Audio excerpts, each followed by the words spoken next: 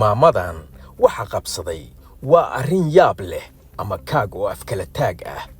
waa adduunyo godoon waxay ka turjumaysaa burburka na gaaray inta uu la eg yahay dhaqankii oo dhammaaday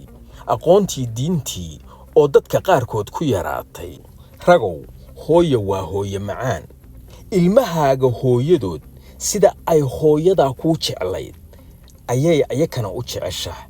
waad ogtihiin xaqa ay ku leedahay ilmaheeda wax la soo koobi kara maaha oo diinta ayaa noo sheegtay ilaahay ka cabsada ha kala geynina oo ha kala goynina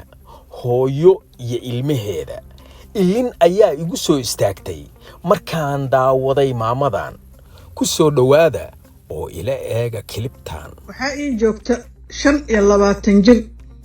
oo gaajo ku soo kori waxaa ii joogta 22 jir oo gaajo ku soo kori iyo ciil iyo gumaad aan ku soo kori waxaa ii joogta 19 jir oo 20 sano u socoto January 1st 20 sano ka galay maantana waxaan nahay hoblays shaqadii markii cadow uu i helay ilmahaygu ay garab qaban diideen waxay ugu noqdeen ilmo xun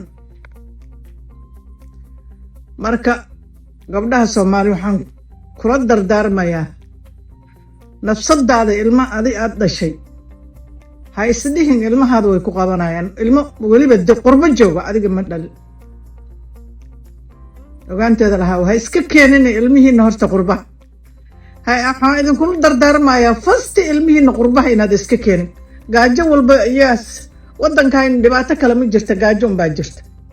gaajo walba oo idan haysa ilmihiina dibita iska keenin haddaad iska keentiin ka sabr oo naftiin ha u daldalina intaas aydan leeyahay 3 gabdhood oo garabkooda isgaaray ayaan haystaa gabdhahaygiina maanta waa i deeriyeen dambina kama gelin oo ilaahay ila ogyahay aabbahoodaa dambi iga galay laakiin aabbahood ayay xagga aabbahood ilaa dulmi ayuu ku shubaa anigana weligay aabbihiina saane ma dhihin afkaba allahi maroori aabbihiina saane ma dhihin dulmi ayuu ku shubay dulmigii uu ku shubay ay qaateen iyo gaalada waxay u sheegtay dhinac ayayna iga mareen laakiin horta ma aflaxayaan waayo cunug kasta waalidkiisa meesha uu istaagay ayaa asagana adduunyada iyo waqtiga uu istaagaya laakiin qalbigayga meel dheer uu ku dhacay qalbigayga meel dheer ayuu ku dhacay uu ka soo noqonayn wuxuu ugu dhacay dhibaatada aabbahood ugu sameeyay iyo ma aragtidan qabay dhaahiroy ilmahaada dhibaatadan adiga kugu dhacday darteeda ha uga tagin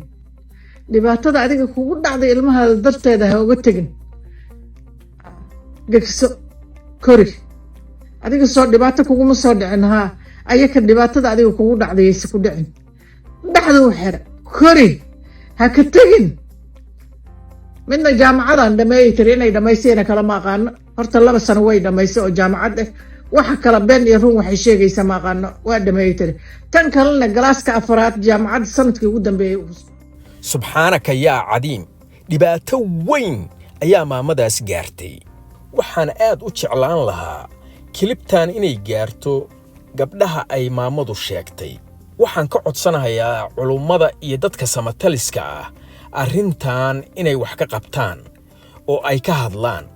fadlan u gudbiya oo gaarsiiya gabdhahaas waxaan kula talinayaa maamadu ay sheegtay si degdeg ah inay hooyadood ula midoobaan oo cafis weydiistaan inta ay nooshahay ninkii dhalay aabbahood waxaan leeyahay ilmahaaga dembi iyo inkaar ha u soo jiidin hooyadood meesha ay uga tageen bay berri adigana kaaga dhaqaaqi doonaan ka shaqee hooyadood sidii aad ugu geyn lahayd nin rag ah ilma iyo hooyadood ma kala geeyo ilaahay ka xishooda oo cafis weydiista aad baan idiin salaamahayaa waa walaalkiin Axmed Boos iyo mar kale